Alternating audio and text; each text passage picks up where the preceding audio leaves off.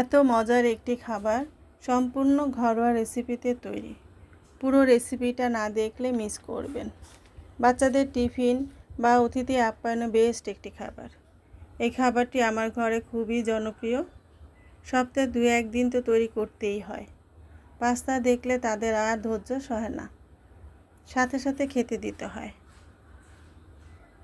এর জন্য লাগবে আমার 3 ধরনের পাস্তা। সবগুলো একসঙ্গে মিক্সড করে বয়েল করতে দিব।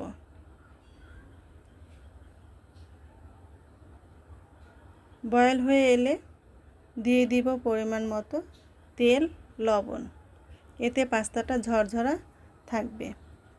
একটি প্যানে তেল গরম করে এর মধ্যে দিয়ে দিব পেঁয়াজ কুচি, 1 চা চামচ করে আদা রসুন বাটা, পরিমাণ মতো লবণ, ধনিয়া গুঁড়া, গরম মশলা গুঁড়া, মরিচ গুঁড়া, স্লাইস করা ভাজা চিকেন দিয়ে কষিয়ে নিব।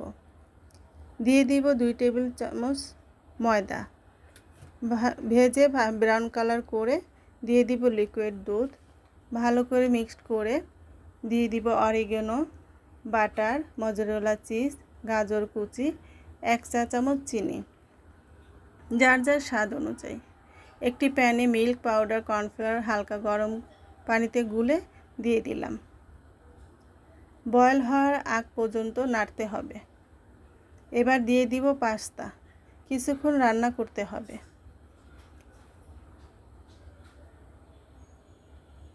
দিয়ে দিব মিক্সড সবজি, ঘরে তৈরি পাস্তা সস। এবার নিয়ে নিব স্লাইস চিজ। সব উপকরণ একে একে একটি বলে সাজিয়ে দিয়ে দিব